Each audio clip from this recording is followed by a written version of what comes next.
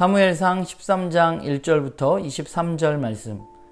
사울이 왕이 될 때에 40세라. 그가 이스라엘을 다스린 지 2년에 이스라엘 사람 3,000명을 택하여 그 중에서 2,000명은 자기와 함께 믹마스와 베델산에 있게 하고 1,000명은 요나단과 함께 베냐민 기브아에 있게 하고 남은 백성은 각기 장막으로 보내니라. 요나단이 게바에 있는 블레셋 사람의 수비대를 치매 블레셋 사람이 이를 들은지라. 사울이 온 땅에 나팔을 불어 이르되 히브리 사람들은 들으라 하니 온 이스라엘이 사울이 블레셋 사람들의 수비대를 친 것과 이스라엘이 블레셋 사람들의 미움을 받게 되었다 함을 듣고 그 백성이 길갈로 모여 사울을 따르니라. 블레셋 사람들이 이스라엘과 싸우려고 모였는데 병거가 3만이요 마병이 6천이요 백성은 해변에 모래같이 많더라. 그들이 올라와 베다웬 동쪽 민마스에 진침해 이스라엘 사람들이 위급함을 보고 절박하여 굴과 수풀과 바위퉁과 은밀한 곳과 웅덩이에 숨으며 어떤 히브리 사람들은 요단을 건너 갓과 길르앗 땅으로 가되 사울은 아직 길갈에 있고 그를 따른 모든 백성은 떨더라. 사울은 사무엘이 정한 기한대로 이레 동안을 기다렸으나 사무엘이 길갈로 오지 아니하매 백성이 사울에게서 흩어지는지라. 사울이 이르되 번제와 화목제물을 이리로 가져오라 하여 번제를 드렸더니 번제 드리기를 마치자 사무엘이 온지라. 사울이 나가 맞으며 문안하매 사무엘이 이르되 왕이 행하신 것이 무엇이냐 하니 사울이 이르되 백성은 내게서 흩어지고 당신은 정한 날 안에 오지 아니하고 블레셋 사람은 믹마스에 모였음을 내가 보았으므로 이에 내가 이르기를 블레셋 사람들이 나를 치러 길갈로 내려오겠거늘 내가 여호와께 은혜를 간구하지 못하였다 하고 부득이하여 번제를 드렸나이다 하니라. 사무엘이 사울에게 이르되 왕이 망령되이 행하는도다. 왕이 왕의 하나님 여호와께서 왕에게 내리신 명령을 지키지 아니하였도다. 그리하였더라면 여호와께서 이스라엘 위에 왕의 나라를 영원히 세우셨을 것이오늘 지금은 왕의 나라가 길지 못할 것이라. 여호와께서 왕에게 명령하신 바를 왕이 지키지 아니하였으므로 여호와께서 그의 마음에 맞는 사람을 구하여 여호와께서 그를 그의 백성의 지도자로 삼으셨느니라 하고 사울이 일어나 길갈에서 떠나 베냐민 기브아로 올라가니라. 사울이 자기와 함께한 백성의 수를 세어보니 600명가량이라. 사울과 그의 아들 요나단과 그들과 함께한 백성은 베냐민 게바에 있고 블레셋 사람들은 믹마스에 진쳤더니 노략군들이 세대로 블레셋 사람들의 진영에서 나와서 한 대는 오브라길을 따라서 수알 땅에 이르렀고 한 대는 베토론 길로 향하였고 한 대는 광야 쪽으로 스보임 골짜기가 내려다 보이는 지역 길로 행하였더라. 그때 이스라엘 온 땅에 철공이 없었더니 이는 블레셋 사람들이 말하기를 히브리 사람이 칼이나 창을 만들까 두렵다 하였음이라. 온 이스라엘 사람들이 각기 보습이나 삽이나 도끼나 괭이를 벼리려면 블레셋 사람들에게로 내려갔었는데 곧 그들이 괭이나 삽이나 쇠스랑이나 도끼나 쇠채찍이 묻을 때에 그리하였으므로 싸우는 날에 사울과 요나단과 함께한 백성의 손에는 칼이나 창이 없고 오직 사울과 그의 아들 요나단에게만 있었더라. 블레셋 사람들의 부대가 나와서 믹마스 어귀에 이르렀더라. 네, 오늘 우리가 함께 나눌 말씀은 사무엘상 13장 1절부터 23절까지의 말씀입니다. 오늘 본문은 이제 본격적으로 사울이 왕으로서의 역할을 감당하는 이야기가 기록되어져 있습니다. 굉장히 암울한 이야기로 시작하고 있다는 것이 안타깝습니다. 사실 오늘 본문은 좀 정확하지 않은 부분들이 있습니다. 1절에 사울의 나이도 번역서마다 조금 차이가 나고 있고 또 사울이 사무엘을 기다린 그 7일이라는 기한도 언제 사무엘이 그런 약속을 했는지에 대한 이야기가 좀 불분명한 부분들이 분명히 있습니다. 그런데 그에 비해서 오늘 본문이 우리에게 이야기해주고 있는 바는 굉장히 명확하다는 생각을 하게 돼요. 사실 이스라엘 역사를 보면 사울이 왕이 되고 암몬 자손을 물리치기는 했지만 사실 이스라엘의 문제는 암몬이 아니라 당시의 블레셋이 가장 큰 문제였습니다. 블레셋은 이스라엘을 지속적으로 압박하고 있었고 사실 굉장히 많은 영향력을 미치고 있었던 것으로 보여집니다. 그런데 사울의 아들이었던 요나단이 그런 블레셋을 공격하게 됩니다. 이것도 요나단이 왜 갑자기 블레셋을 공격했는지는 명확치 않습니다. 물론 10장에 있었던 사무엘의 사울에 대한 명령을 요나단이 수행한 것으로 볼 수도 있는데 그러나 여전히 확실치 않아요. 그러나 어찌되었건 블레셋은 요나단의 공격에 의해서 전쟁을 준비합니다. 오늘 본문을 보면 해변의 모래와 같은 많은 군사들이 집결해서 전쟁을 준비합니다. 그러니까 이를 본 이스라엘은 두려워할 수밖에 없었습니다. 안 그래도 블레셋은 강력한데 거기에 정말 많은 군사들이 모였기 때문입니다.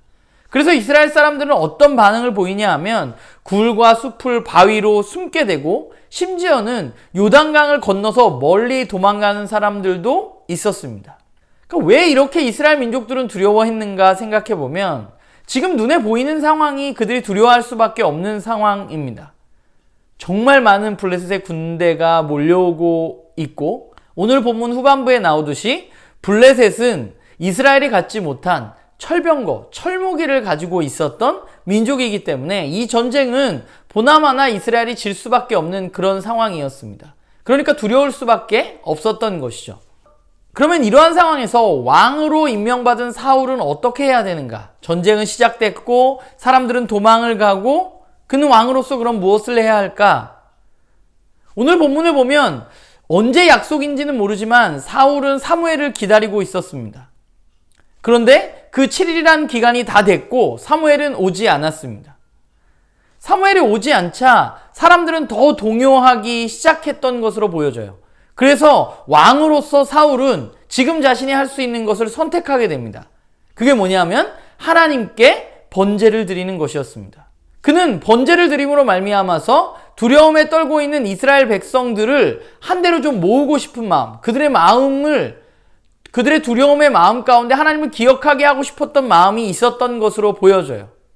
그러니까 왕으로서 사울을 살펴보면 지금 드리는 이 번제가 정말 최고의 한 수 같은 그런 것이죠. 제사를 통해서 이스라엘 백성들의 마음을 다잡는 것이죠. 그런데 안타깝게 그 제사가 끝난 후에 사무엘이 바로 도착을 하게 됩니다. 그리고 사무엘은 그런 사울의 행동을 매우 강하게 비난하고 책망합니다. 책망 정도가 아니라 저주하는 거죠. 당신의 왕권이 영원할 것 같았지만 영원하지 않을 것이라고 말합니다. 도대체 뭐가 문제인가? 사울의 행동이 뭐 그렇게 잘못된 것인가? 그런 생각을 해볼 수 있는 것 같아요. 사무엘의 지적은 사울이 하나님의 명령을 지키지 않았다고 말했습니다. 그러면 도대체 사울은 무엇을 어겼길래 그의 왕권까지 빼앗길 위기에 처한 것인가? 우리가 앞부분에서 이스라엘의 왕이 세워지는 그 과정에서 굉장히 강조했던 것은 왕이 하나님의 말씀에 순종해야 된다는 것입니다. 그게 이스라엘 왕의 가장 큰 임무예요. 이스라엘의 왕은 다른 나라의 왕들과는 다르게 다른 나라의 왕 같았으면 오히려 지금 제사를 드림으로 말미암아서 백성을 한데 모으는 것이 굉장히 훌륭한 일이었을 수 있으나 그러나 이스라엘의 왕은 그것이 옳지 않다는 거죠. 왜냐하면 하나님은 살아계신 하나님이십니다.